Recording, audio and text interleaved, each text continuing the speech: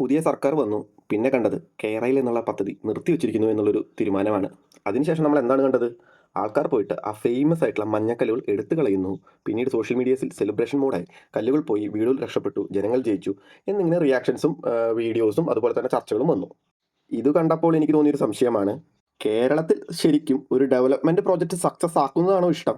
അതല്ലെങ്കിൽ സക്സസ് ആവേണ്ട ഒരു ഡെവലപ്മെന്റിനെ തടഞ്ഞുകൊണ്ട് അത് സക്സസ് ആക്കുന്നതാണോ ഇഷ്ടമെന്ന്? കേരളത്തിൽ ഡെവലപ്മെന്റ് ഡിസ്കഷൻ ഇപ്പോൾ പ്രൊജക്ട് എങ്ങനെ ഇമ്പ്രൂവ്മെന്റ് ചെയ്യാമെന്നതാണോ, അല്ല അതിൽ നിന്ന് ആ പ്രൊജക്ട് എങ്ങനെ സ്റ്റോപ്പ് ചെയ്യാമെന്നതിലേക്ക് മാറിയോ എന്നൊരു സംശയവും തോന്നുന്നുണ്ട്. ആദ്യം എന്താണ് ഈ കേരളയിലെന്ന് നമുക്ക് ചെറുതായിട്ടൊന്ന് നോക്കാം. തിരുവനന്തപുരം മുതൽ കാസർഗോഡ് വരെ 529 കിലോമീറ്റർ സെമി ഹൈസ്പീഡ് റെയിൽ കോറിഡോറാണ് ഈ കേരയിൽ. ഏകദേശം 200 km/h ആണ് അതിൻ്റെ സ്പീഡ് വരുന്നത്. ഇപ്പോഴത്തെ യാത്രാ സമയം ഏകദേശം തിരുവനന്തപുരം മുതൽ കാസർഗോഡ് വരെ 10 മുതൽ 12 മണിക്കൂർ വരെ എടുക്കും. എന്നാൽ ഈ കേരയിൽ പ്രകാരം അത് 4 മണിക്കൂറായി കുറയുന്നുണ്ട്. ഇതിൻ്റെ പ്രൊജക്ട് കോസ്റ്റ് DPR പ്രകാരം 63,000 കോടിയാണ്. പക്ഷേ ചില കണക്കുകൾ പറയുന്നത് 1,00,000 കോടി വരെ കിടക്കാമെന്നാണ്. ശരിയായിരിക്കാം, ഇതൊരു വലിയൊരു പ്രൊജക്റ്റാണ്, അത്രയും കാശ് ആവശ്യം വന്നിരിക്കുക. ഇങ്ങനെ ഒരു പദ്ധതിക്ക് വേണ്ടിയിട്ട് സർവേ തുടങ്ങിയപ്പോൾ കേരളം കണ്ടതാണ് എന്തൊക്കെ നടന്നു എന്നുള്ളത്. പോലീസ് അടക്കം വന്ന കുറച്ച് ടീം വന്നിട്ട് ഒരു മഞ്ഞക്കുറ്റി ഇടുന്നു, വേറെ കുറേ പേർ വന്നിട്ട് ആ മഞ്ഞക്കുറ്റി എടുത്ത് കളയുന്നു, പിന്നീട് അടിയാകുന്നു, ഇടിയാകുന്നു, വെടിയാകുന്നു, പുകയാകുന്നു. അവസാനം ഇപ്പോൾ എവിടെ എത്തി? ആ ഒരു പദ്ധതി വേണ്ടാന്ന് വെച്ചു, എല്ലാവരും ഹാപ്പിയായി. ഇത്രയും വലിയൊരു പദ്ധതി വരുമ്പോൾ അതിന് പോസിറ്റീവ്സ് ഉണ്ടാവും, നെഗറ്റീവ്സ് ഉണ്ടാവും, ശരിയാണ്. പക്ഷേ പടം എഴുതി കാണിക്കുമ്പോഴേക്കും പടം മൊടയാണെന്ന് പറയുന്ന കൂട്ടത്തിലാണ്. സംഭവം സർവേ സ്റ്റാർട്ട് ചെയ്തിട്ടുള്ളൂ, അപ്പോഴേക്കും ഈ പദ്ധതി വേണ്ട എന്നുള്ള ലെവലിലേക്ക് കേരളത്തിലെ ജനങ്ങൾ എത്തിച്ചേർന്നു. എങ്ങനെയാണ് കേരളത്തിലെ ജനങ്ങൾ ആ ഒരു മൈൻഡ് സെറ്റിലേക്ക് എത്തിയത്? അതിലിവിടെ രാഷ്ട്രീയക്കാർക്ക് വലിയ ഇൻഫ്ലുവൻസ് ഉണ്ട്.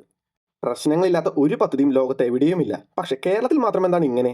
കേരളത്തിൽ ശ്രദ്ധിച്ചാൽ നമുക്ക് കാണാം, നാഷണൽ ഹൈവേയുടെ വികസനം എത്ര വർഷമായി? 30 വർഷത്തോളം ആയിട്ടുണ്ട് ആ ഒരു പദ്ധതി തന്നെ. ഇപ്പോഴാണ് അതിൻ്റെ ഏകദേശം 70% കംപ്ലീറ്റ് ആയിട്ടുള്ളത്. കേരളത്തിൽ ഇനിയുമുണ്ട് കുറേ ഉദാഹരണങ്ങൾ.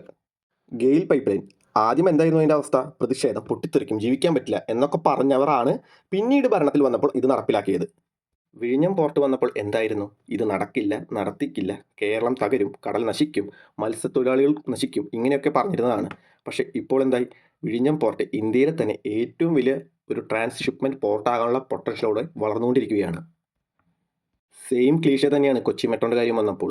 കേരളത്തിൽ ഇത് വർക്കാകില്ല, നഷ്ടം മാത്രമേ ഉണ്ടാകുള്ളൂ, ആൾക്കാർ ഉപയോഗിക്കില്ല, എന്തൊക്കെയായിരുന്നു. പക്ഷേ ഇപ്പോൾ എന്താണ്? കേരളത്തിൻ്റെ ഡെവലപ്മെൻറ്റിൻ്റെ ഏറ്റവും വലിയ സിമ്പിളായി മാറിയിരിക്കുകയാണ് കൊച്ചി മെട്രോ. സെയിം ക്ലീഷേ തന്നെ നമുക്ക് കാണാം കുതിരാൻ ടണലിലും എന്തെല്ലാം ഡിലേസ് വരുത്തി, എന്തൊക്കെ കോൺട്രവേഴ്സീസ് ഉണ്ടാക്കി. പക്ഷേ ഇപ്പോഴും ചെന്ന് നോക്കൂ, തൃശ്ശൂർ റൂട്ടിൽ പോകുന്നവർക്കറിയാം ആ കുതിരാൻ ടണലിൻ്റെ വാല്യൂ. കേരളത്തിലെ എല്ലാ പ്രൊജക്ട്സിൻ്റെയും ഹിസ്റ്ററി ഇതുപോലെ തന്നെയാണ്. ആദ്യം നോ പറയും, പിന്നെ അത് ഡിലേ ആക്കും, ഇതിൽ രാഷ്ട്രീയം കളിക്കും, രാഷ്ട്രീയക്കാർ ഇത് മുതലെടുക്കും, അവസാനം പറയും ഇതെല്ലാം ഞങ്ങൾ കൊണ്ടുവന്നതാണ്. ഏകദേശം പറഞ്ഞു കഴിഞ്ഞാൽ അവിഹിത ഗർഭങ്ങളുടെ ഉത്തരവാദിത്തമെല്ലാം അവർ തന്നെ ഏറ്റെടുക്കും.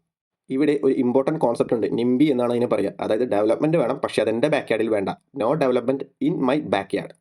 കേരളത്തിലെ പല പ്രൊട്ടസ്റ്റുകളുടെയും കോർ സൈക്കോളജി അതാണ്. കാരണം ആൾക്കാരുടെ സ്വന്തം ഭൂമി, ഇമോഷൻ, ഫാമിലി അറ്റാച്ച്മെൻറ്റ്, അവരുടെ ചരിത്രം, ഇതെല്ലാം ഉറങ്ങിക്കിടക്കുന്ന സ്ഥലമാണ് അവർക്ക് വിട്ടുകൊടുക്കേണ്ടി വരിക. സ്വാഭാവികമായിട്ടും ഈ ഒരു സൈക്കോളജിയാണ് രാഷ്ട്രീയക്കാർ മുതലെടുക്കുന്നത്. ഈ ഒരു ഇമോഷണൽ അറ്റാച്ച്മെൻറ്റിനെയാണ് രാഷ്ട്രീയക്കാർ അവരുടെ വോട്ട് ബാങ്ക് പൊളിറ്റിക്സ് ആക്കി മാറ്റുന്നത്. ഓപ്പോസിഷനിൽ ഇരിക്കുമ്പോൾ ഇതെല്ലാം അവർ സപ്പോർട്ട് ചെയ്യും, അതായത് ഈ പ്രൊട്ടസ്റ്റ് എല്ലാം സപ്പോർട്ട് ചെയ്യും. അധികാരത്തിൽ വന്നു കഴിഞ്ഞാൽ സെയിം പ്രൊട്ടസ്റ്റ് വേറൊരു രീതിയിൽ, അതായത് പഴയ വീഞ്ഞ് പുതിയ കുപ്പിയിലാക്കി അവർ അതിൻ്റെ ക്രെഡിറ്റ് എടുക്കാൻ നോക്കും. കേരയിൽ പോലൊരു പദ്ധതി ഒരു സുപ്രഭാതത്തിൽ വന്നിട്ട് ഒരു പാർട്ടി പറയുന്നു ഈ പദ്ധതി ഉപേക്ഷിച്ചിരിക്കുന്നു. ഇങ്ങനെയല്ല ഇത് വേണ്ടത്. ഇത് ശരിക്കും പറഞ്ഞാൽ ഒരു എക്സ്പെർട്ട് കമ്മിറ്റിയുടെ അഭിപ്രായങ്ങൾ തേടണം, എഞ്ചിനീയേഴ്സിൻ്റെ അഭിപ്രായങ്ങൾ തേടണം, എൻവയോൺമെൻറ്റലിസ്റ്റിൻ്റെ അഭിപ്രായങ്ങൾ തേടണം, അതുപോലെ തന്നെ ഇത് ഫൈനാൻഷ്യലി ഫീസിബിൾ ആവുമെന്നുള്ള അഭിപ്രായം തേടണം. അല്ലാതെ ഇത് രാഷ്ട്രീയപരമായി എടുക്കേണ്ട തീരുമാനങ്ങളല്ല. ഞാൻ പറയുന്നത് ഇങ്ങനെ ഒരു പദ്ധതി അല്ല നമുക്ക് ആവശ്യമുള്ളത്. കേരളം വെറും സെമി ഹൈസ്പീഡിൽ നിൽക്കരുത്. ഫ്യൂച്ചറിൽ കേരളത്തിന് ആവശ്യമുള്ള ഹൈസ്പീഡ് ട്രെയിനുകളോ അല്ലെങ്കിൽ ബുള്ളറ്റ് ട്രെയിൻ ലെവലുള്ള കണക്ടിവിറ്റിയോ ആണ് കേരളത്തിന് ആവശ്യമുള്ളത്. കാരണം നമ്മൾ പ്ലാൻ ചെയ്യേണ്ടത് 50-100 വർഷം കഴിഞ്ഞിട്ടുള്ളൊരു ലോകത്തിനെ കുറിച്ചായിരിക്കണം. ഇപ്പോഴേ ചൈനയും ജപ്പാനും പോലുള്ള രാജ്യങ്ങൾ 350 മുതൽ 550 കിലോമീറ്റർ പെർ സ്പീഡുള്ള ട്രെയിനുകളിലാണ് അവർ യാത്ര ചെയ്യുന്നത്. അപ്പോഴാണ് നമ്മളിവിടെ ഇപ്പോഴും 50 മുതൽ 80 കിലോമീറ്റർ വരെയുള്ള ട്രെയിനിൽ യാത്ര ചെയ്യുന്നത്.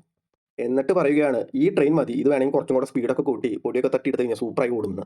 ഇത് എത്ര വരെ ഓടും? നമുക്കിത് മാക്സിമം സ്ട്രെച്ച് ചെയ്ത് കൊണ്ടുപോകാൻ പറ്റുമെന്നല്ലാതെ ഇത് ഭാവിയിലേക്ക് ഒരു മുതൽക്കൂട്ടാക്കി മാറ്റണമെങ്കിൽ കുറച്ചധികം പണിയെടുക്കേണ്ടി വരും. നാളത്തെ തലമുറ നമ്മളോട് ചോദിക്കരുത് നിങ്ങളുടെ കാലഘട്ടത്തിൽ ഇങ്ങനെ ഒരു പദ്ധതി മറ്റു രാജ്യങ്ങൾ നടപ്പിലാക്കിയപ്പോൾ നിങ്ങൾ എവിടെയായിരുന്നു എന്ന്. നിങ്ങൾ എന്തുകൊണ്ട് ഇത്തരം പദ്ധതികൾ ഞങ്ങളുടെ നാട്ടിൽ നടപ്പിലാക്കിയില്ല? അങ്ങനെ നടപ്പിലാക്കിയിട്ടുണ്ടായിരുന്നെങ്കിൽ ഞങ്ങൾക്ക് ഇത്രയും കഷ്ടപ്പെടേണ്ടി വരില്ലല്ലോ എന്ന്. അതുകൊണ്ടാണ് ഞാൻ പറയുന്നത് ഡെവലപ്മെൻറ്റിനെ ബ്ലൈൻഡായി സപ്പോർട്ടും ചെയ്യുക വേണ്ട, പക്ഷേ ബ്ലൈൻഡായിട്ട് ഓപ്പോസും ചെയ്യേണ്ട. പക്ഷേ ഫ്യൂച്ചറിനെ മനസ്സിൽ കണ്ടുകൊണ്ട് പ്രാക്ടിക്കലായിട്ട് ഡെവലപ്മെൻറ്റ് പ്ലാൻസുകൾ നടപ്പിലാക്കാനാണ് നമ്മൾ ശ്രമിക്കേണ്ടത്. ഫ്യൂച്ചറിലേക്കുള്ള വിഷൻസ് ഇല്ലാത്ത ഒരു സൊസൈറ്റിക്കും സർവൈവ് ചെയ്യാൻ പറ്റില്ല.